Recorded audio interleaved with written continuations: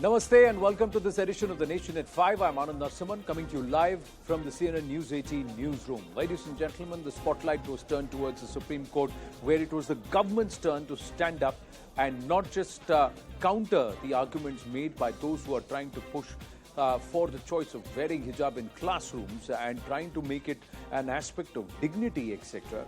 The government turned around and cited not just the incidents in Iran, but also said that the entire aspect has a political angle to it, because it was only after the Campus Front of India, the student wing of the Popular Front of India, made its entry and inroads into that college in Hubli, that this entire fracas started and the entire argument started in the first place. So the government very clearly coming out and saying that it was not there till 2019, 2020, 2021. This whole aspect started only when the PFI got involved. Tushar Mehta further saying that a mention in the Quran will not make hijab essential. And he also argued that wearing a hijab is not an essential religious practice in Islam. The example of women against raising their voice in Iran was cited. Also, the fact that in Iran it's being enforced as a cultural practice and not as an essential religious practice. The government arguing, as far as PFI is concerned, that there was no hijab that was being worn in 2004. It was all started only in 2021. On the other hand, Tushar Mehta, representing the petitioners challenging the Karnataka High Court judgment, argued that hijab is connected to the dignity of a Muslim woman, just like a Hindu woman who covers her head with a pallu of a sari. A similar argument which was made by JDS Neta CM Ibrahim. So, Dave argued that girls wearing hijab to school does not violate anybody's peace and safety, adding that there is certainly no danger to tranquility. Ananya now joining us with more some very, very bizarre arguments that were made by those who are challenging the High Court order, but the government putting matters as they were. The fact that there is a political angle to it, the fact that women across the world are raising their voice against this sign symbol of patriarchy, but most importantly that it is not an essential religious practice as is being argued by those challenging the High Court judgment.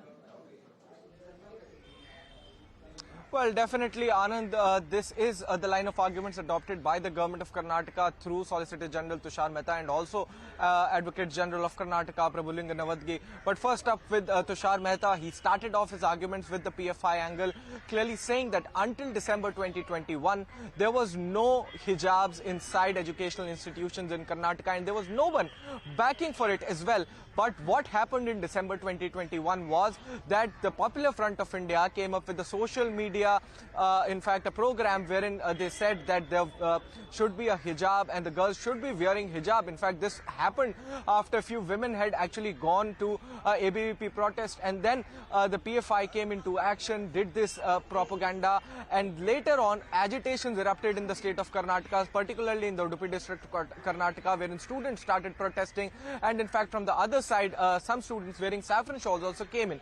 So now solicitor also pointed out that it was the Popular Front of India and its student wing, that is the Campus Front of India, that was responsible for, in fact, the agitations in Karnataka. And also he very clearly said that the students were acting on instructions and these protests were not particularly organic in nature. Apart from that, he also cited the example of Iran, wherein he said that in countries like Iran, which are constitutionally Islamic in nature, which are governed by Islamic laws, women are actually protesting against hijab.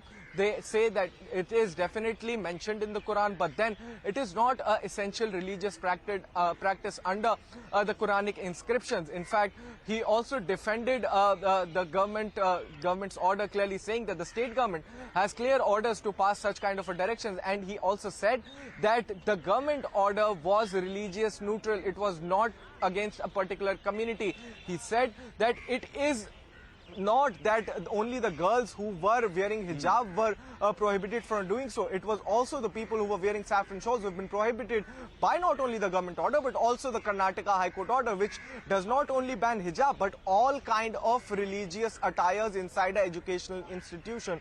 This was the line of argument that were adopted by Tushar Mehta, while on the other end, Mr. Dushant Dave, who was appearing for one of the petitioners into this particular case, said that the wearing of a hijab is very, very similar to a Hindu woman covering her head with a pallu, and this is what is dignity. However, the judge countered this submission by clearly saying that the the definition of dignity changes from time to time and place to place. So these were the sum and substance of today's hearing. But what is very, very essential is at this point of time, the government, the Karnataka government through Solicitor General cited a very crucial example of Iran wherein the girls and women are actually protesting against hijab, which is being pressed as a cultural practice and not the a interesting essential aspect, religious practice. yeah.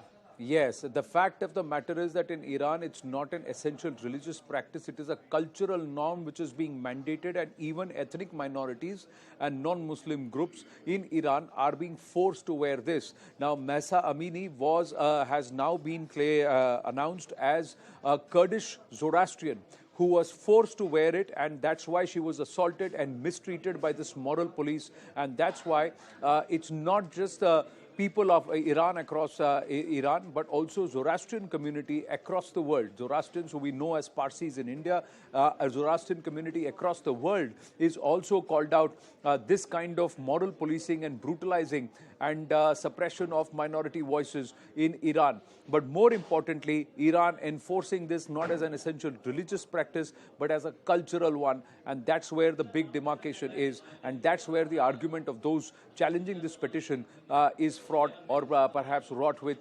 fallacies or misinformation. The other part is in the holy book. Does the word hijab come with with respect to attire of a person, or it comes with another philosophical or metaphorical reference to a distance that should be kept? That is the other part of interpretation. So selectively interpreting the book, that is going to be another argument that should be raised and questioned in terms of what is the interpretation or what is the context in the book, and what way is it being interpreted by those trying to argue it in courts. Now, we've got Pathikrit Pain joining us and Dr. Lubna Kamal joining us. Just quickly, Ananya, does the hearing continue into tomorrow? What happens next? Well, yes, Anand, the hearing would continue at around 10:45 a.m. in the morning tomorrow, and the arguments from the government's end would continue. Mr. AG, who is Prabhuling Lamadgi for the Karnataka government, would be continuing in argument. And Anand, the very, very important aspect which I actually missed out on is that the petitioners who were arguing before the Karnataka High Court that hijab is a very, very essential religious practice actually took a U-turn in the Supreme Court of India, where they said don't consider it as an essential religious practice, but understand that it is a very, very important aspect of the Islamic religion and women want to do it. And that is what a U-turn that has been taken by, in fact, the petitioners before the Supreme Court of India, while before the Karnataka High Court for the 10 days that this year, for the 10 days that the hearing had continued, they had... Yeah, they had continued to push that it is an essential religious practice, so they are now making a U-turn. So clearly, the grounds on which they are making the argument, those itself are shifting, and that itself raises huge amount of question on the actual motive behind this entire petition and what they want to drive at or what they want to arrive at. Scholars across the board, across the spectrum, nationally and internationally, have said that this is not an essential religious practice. It is something which is being pushed and trying to be made it as a cultural norm or a cultural practice, but that also is not relevant and that also is being questioned. Those grounds are also being questioned. Now, thank you for your inputs, Ananya.